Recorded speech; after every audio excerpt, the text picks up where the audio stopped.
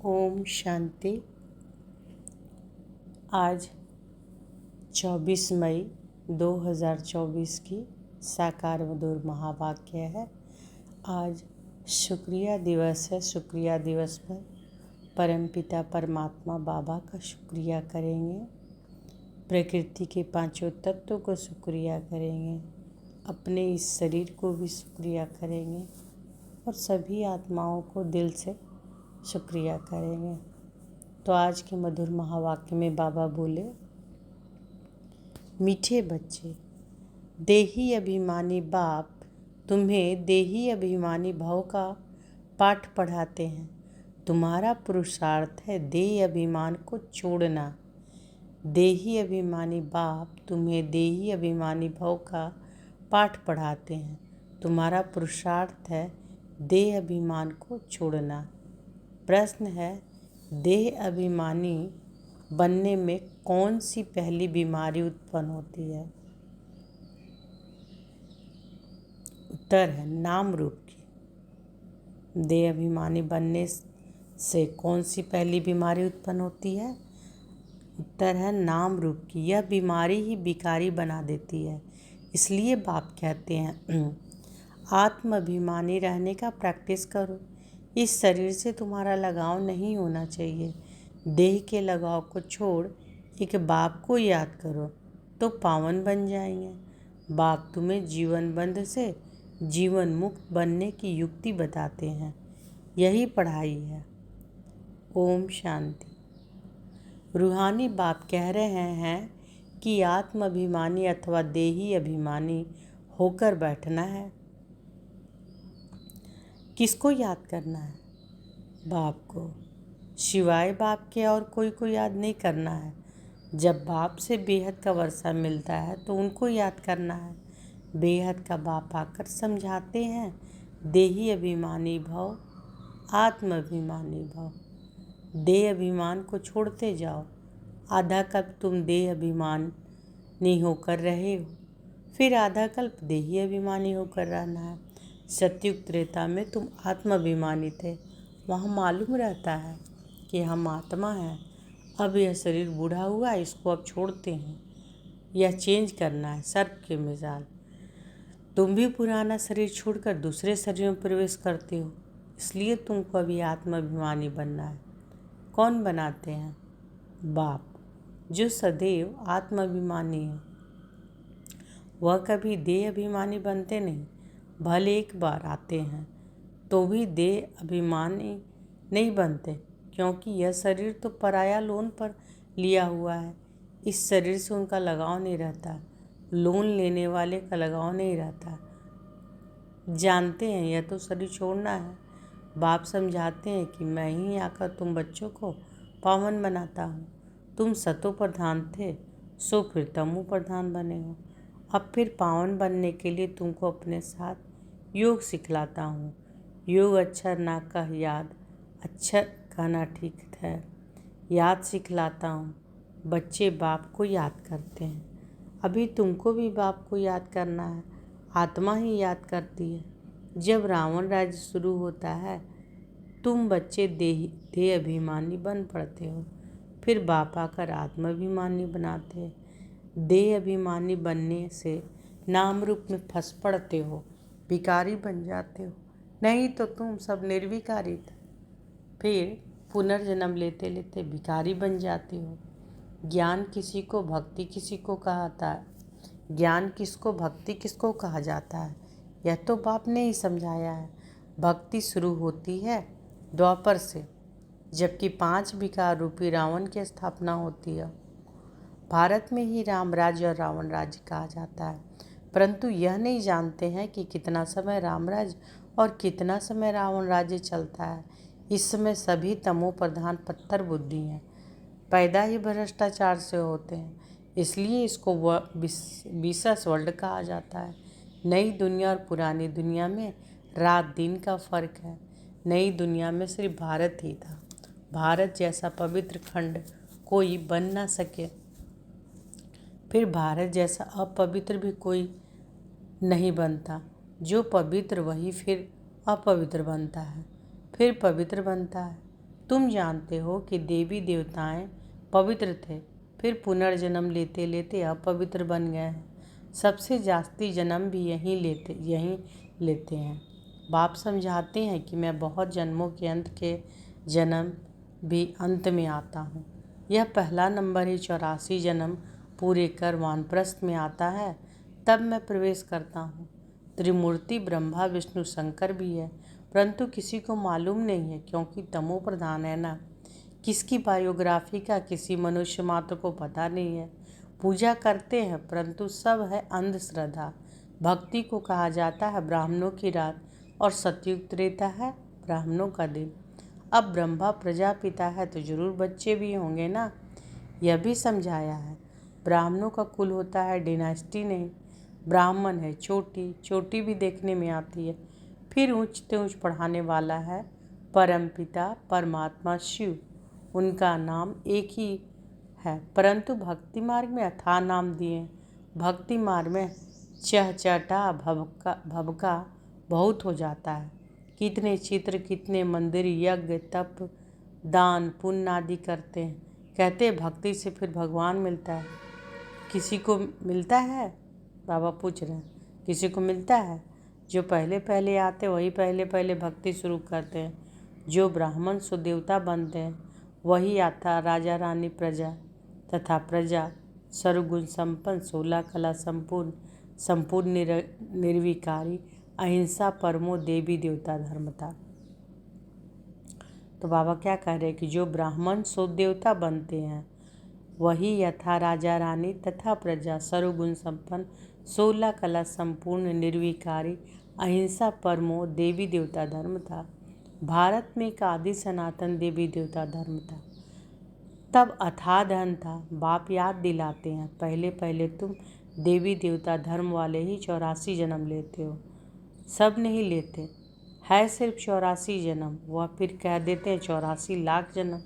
कल्प की आयु भी लाखों वर्ष कह दी है। बाप कहते हैं 5000 वर्ष का ड्रामा। तो यह हुआ ज्ञान। ज्ञान सागर एक ही शिव बाबा गाया जाता है, वह है हद के बाप। यह है बेहद का बाबा। हद के बाबाओं के होते हुए भी बेहद के बाप को याद करते हैं, जबकि दुखी होते हैं।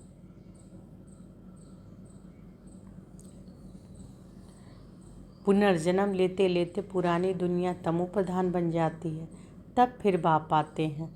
सेकंड में जीवन मुक्ति मिलती है। किससे? बेहद के बाप से। तो जरूर जीवन बंध में है। पतित है फिर पावन बनना है। यह तो सेकंड की बात है। ज्ञान एक सेकंड का है, क्योंकि पढ़ाई तो तुम बहुत पढ़ते हो। वह सब मनुष्य को पढ़ाते हैं। पढ़ती तो आत्मा ही है, परंतु देह अभिमान के कारण अपने को आत्मा भूलकर कह देते हैं कि हम फलाना मिनिस्टर हैं। यह है वास्तव में है आत्मा। आत्मा मिस्टर मिसेज के तन में पाठ बजाती है। यह भूल जाते हैं, नहीं तो आत्मा ही शरीर से पाठ बजाती है। कोई क्या बनते हैं, कोई क्या बनते हैं। बाप समझाते हैं, अभी यह पुरानी दुनिया बदल नहीं बनती है। वर्ल्ड की हिस्ट्री ज्योग्राफी जरूर रिपीट होती है। नई दुनिया है सतो प्रधान। घर भी पहले नया होता है तो कहेंगे सतो प्रधान, फिर पुराना जड़ जड़ीभूत तमो प्रधान होता है। इस बेहद के नाटक व सृष्टि चक्र की नॉलेज को समझना है, क्योंकि यह पढ़ाई है, भक्ति नहीं है। भक्ति को पढ़ाई नहीं कहा जाता है, क्योंकि भक्ति में एम ऑब्जेक्ट कुछ भी होती नहीं। जन्म जन्मांतर वेद शास्त्र आदि पढ़ते रहो।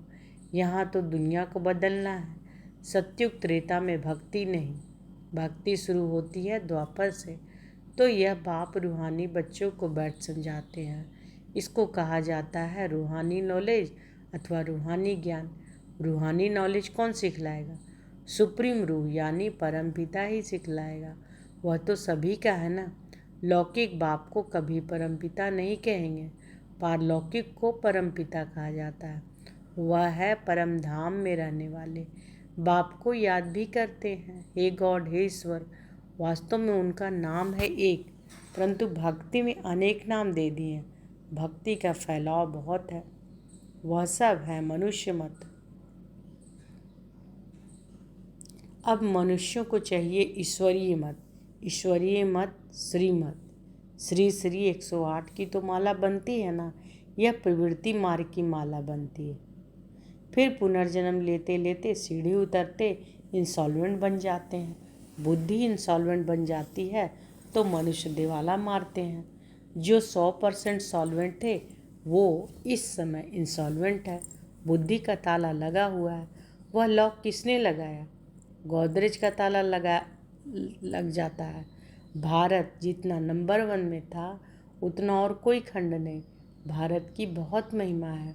भारत सब धर्म वालों का बहुत बड़े से बड़ा तीर्थ है, परंतु ड्रामानुसार गीता को खंडन कर दिया है। भारत और सारी दुनिया की भूल है। भारत में ही गीता को खंडन किया है। जिस गीता के ज्ञान से बाप नई दुनिया बनाते हैं और सर्व की सदगति करते हैं। भारत सबसे ऊंच और बहुत धनवान खंड था जो अभी फिर से बन रहा है। यह उल्टा झाड़ है, इनका बीज ऊपर में है। उनको बृहस्पति कहा जाता है। बृहस्पति की दशा बैठती है ना। बाप समझाते हैं कि मैं बृहस्पति आता हूँ तो भारत पर बृहस्पति की दशा बैठती है, उच्च बन जाते हैं। फिर रावण आया तो राहु की दशा बैठ जाती है। भारत का क्या हाल हो जाता है?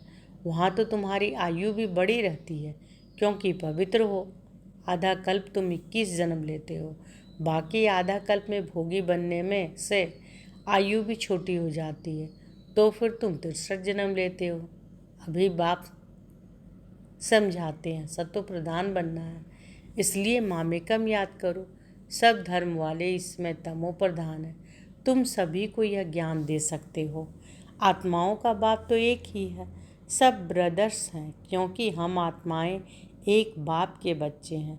भल कहते भी हैं कि हिंदू मुसलमान भाई भाई हैं, परंतु अर्थ नहीं जानते हैं। आत्मा कहती राइट है, सब ब्रदर्स का बाप एक है। वर्षा देना ही है बड़े बाबा को। वह आते ही भारत में है। शिव जयंती मनाते हैं, परंतु वह कब आया था यह किसी को भी पता नहीं। तुम्हारी युद्ध है 5 विकारों से।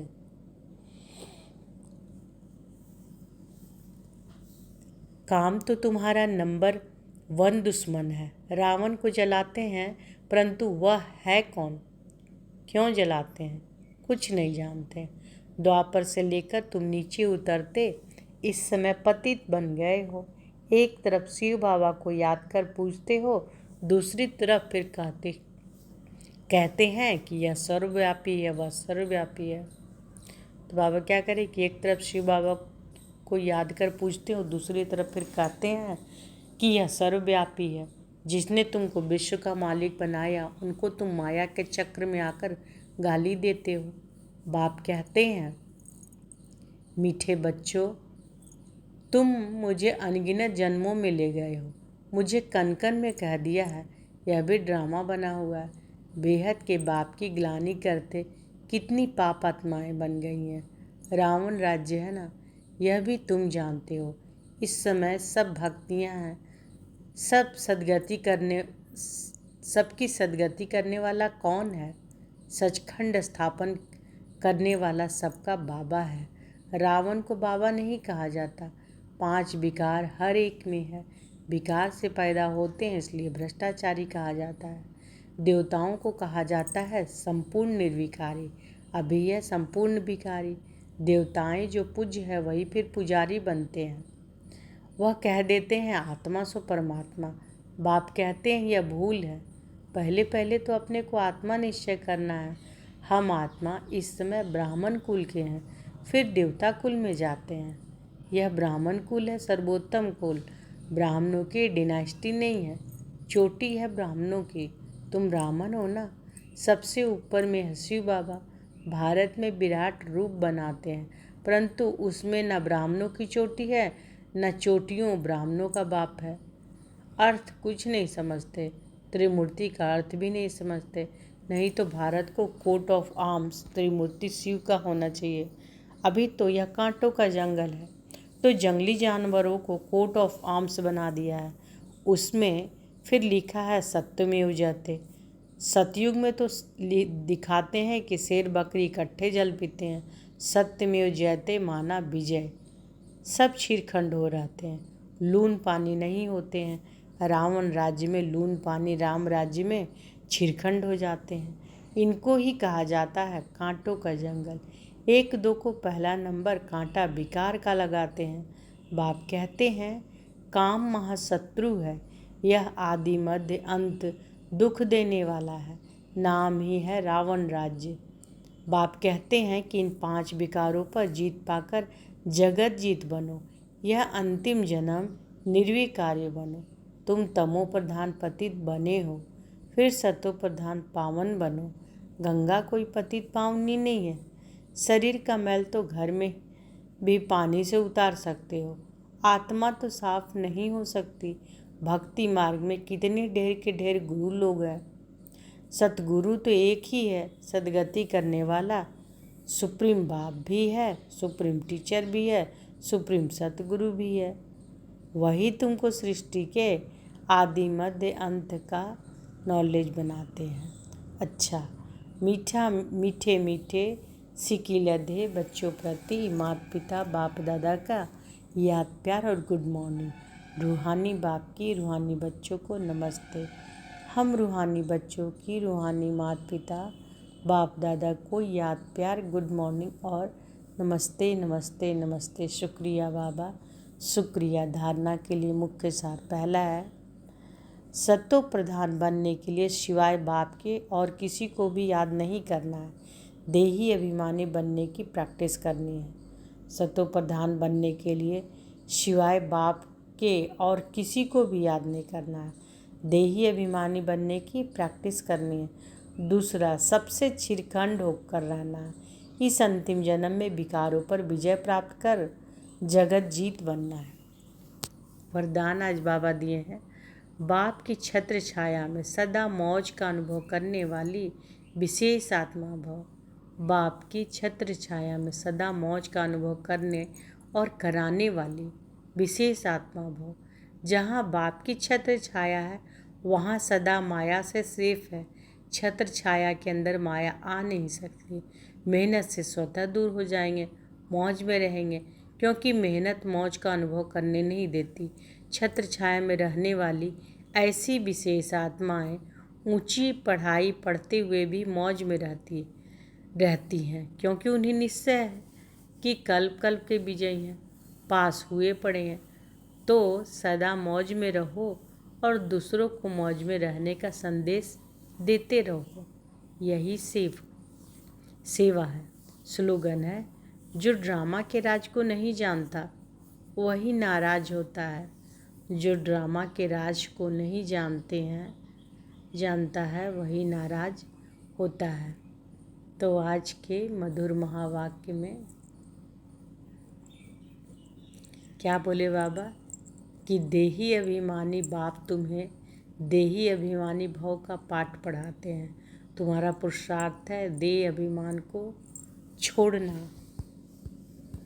आज कितना अच्छा बाबा बोले कि जो ड्रामा के राज को नहीं जानता वही नाराज होता है। और बाबा की छत्र छाया में रहने वाली विशेष आत्मा